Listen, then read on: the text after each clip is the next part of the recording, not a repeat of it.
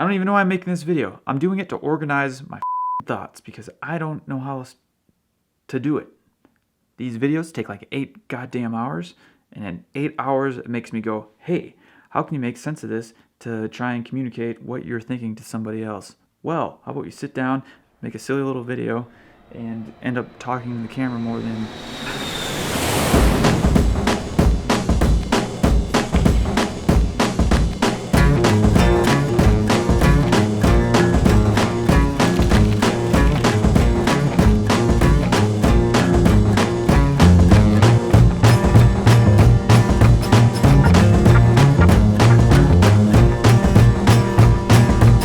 I was told that I would be taking pills for depression for the rest of my life. Which is strange because here I am again with one of the biggest stressors of my life. Do I need to take pills or not for depression? So about 4 weeks ago, I forgot to fill a prescription, forcing me to take 3 days off of... You know what? I refilled my prescription, and I have felt fantastic being off of them for 3 weeks. So if I was watching this, then my question would be like, why is this such a hard decision at all? Just stay off of them. Because what I found is life with the medication filter or without it are very different.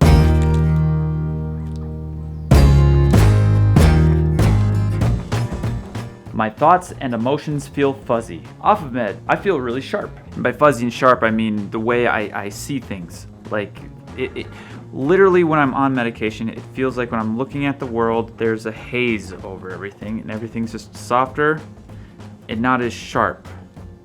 It's almost like 720p versus 4K. It's weird. I feel unfocused and unmotivated. I feel extremely motivated. On meds, I feel slow with very little energy. Off meds, I feel fast and full of energy and rigor. I don't use that word very often. I get an average of 12 hours of sleep a night, but wake up feeling extremely tired. I only need 7 hours of sleep. I wake up feeling rested and ready to go. And this is a big one for me because feeling tired for 12 hours, half my day is gone. Everybody else's day has already started. It's hard to communicate with them. And then I feel groggy for the next 4 to 5 hours while I'm waking up from... It sucks. I feel like a flatter version of myself. I feel fully like myself. There's more flavor to life. There's more flavor to me. I don't know, I feel like there's been spice added to the Shawn burrito. I'm less reactive, I'm calmer, and there seems to be space between decisions that I make. I'm way more reactive, I'm snappy, and my agitation comes up way quicker. I'm less suicidal. I tend to be more suicidal based on the things that happened in the above column. There's less anxiety and less depression. There's more depression and more anxiety.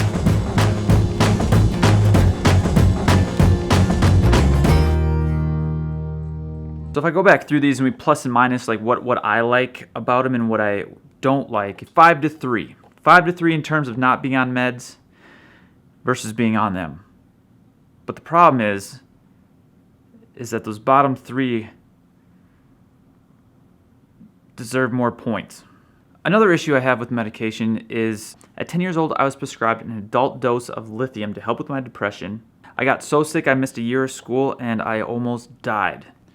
2, I was told I was bipolar most of my life. At 26, I was also told I was misdiagnosed, not bipolar. I don't have any of the mania manic symptoms that a bipolar person would have. I'm just fallen into severe depression. Number 3, at 28, I was given antipsychotic medication, the same type of medicine they give people who have schizophrenia, from a family doctor. In my humble opinion, I don't know if family doctors should be able to prescribe mental health medication. That's just me. I'm putting it out there, but I shouldn't have been taking that. I have a lot of these little stories, but I hope you can kind of see where my distrust from the mental health system has come from. On one hand, I don't know where to turn to, so I'm going to go to these supposed experts. On the other hand, they have burned me many of times. But the wildest thing that kind of changed all of this for me was in 2012 when I was in the mental health hospital. It was the first time I was shown another way besides medication and therapy. It was my first experience with mindfulness meditation, thought records, and cognitive behavioral therapy. And there was a moment that I had in there which was a combination of thought records, therapy, and pure anger, agitation, and frustration that all came to a head. That made something in me snap. And behind that snap, 1,000 pounds of emotional weight just flowed out of me. I cried. And then I laughed because I was crying so much. And then I cried some more because I was laughing at how I was crying, and then I cried some more.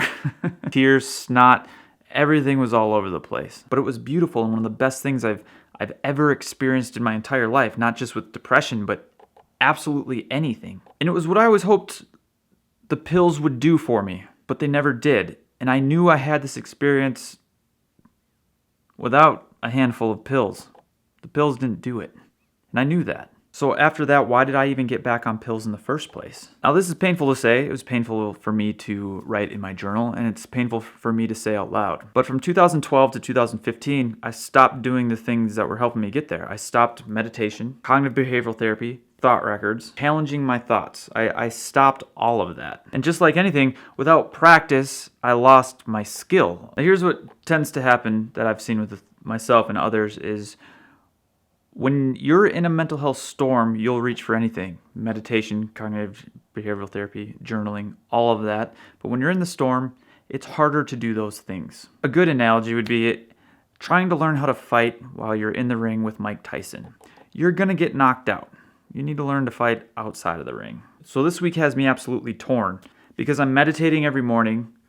I'm journaling. I'm challenging my thoughts. I'm doing thought records. I'm making these videos, again, to help digest all of that stuff into one thing. But yesterday, I snapped a little bit at Carrie, my wife. I was agitated and then I was reactive. And that's one of those things on the sheet that being off of meds doesn't help me with. It makes things worse. So I have a choice. I've had one setback over the last 3 weeks. Is that enough to go back on meds or not? Or should I give myself a little bit of slack because I caught it within minutes, rewired it in my brain, apologized to Carrie, told her what happened in my head and how I was perceiving things? I don't know. Is that enough? Really, the yin and yang of this whole thing is when I'm off of meds, I feel like I'm more what's behind the noise. Like I'm able to access that more. I'm more that version of myself. On meds, it feels watered down, harder to access. So I decided to go back on these things for the time being. I still hate taking them. I hate taking them. I don't think they fix any of the root problems. And I'm starting to learn that depression is just a combination of symptoms most of the time. More on that later. But meds do help me manage those symptoms, which make it hard for me to create the space and practice.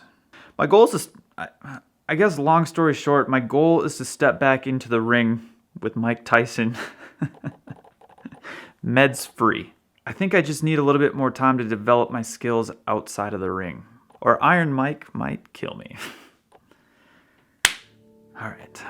I don't know how to end this. I don't even know why I'm making this video. I'm doing it to organize my fucking thoughts because I don't know how else to do it. These videos take like 8 goddamn hours, and in 8 hours it makes me go, hey, how can you make sense of this to try and communicate what you're thinking to somebody else? Well, how about you sit down, make a silly little video, and end up talking to the camera more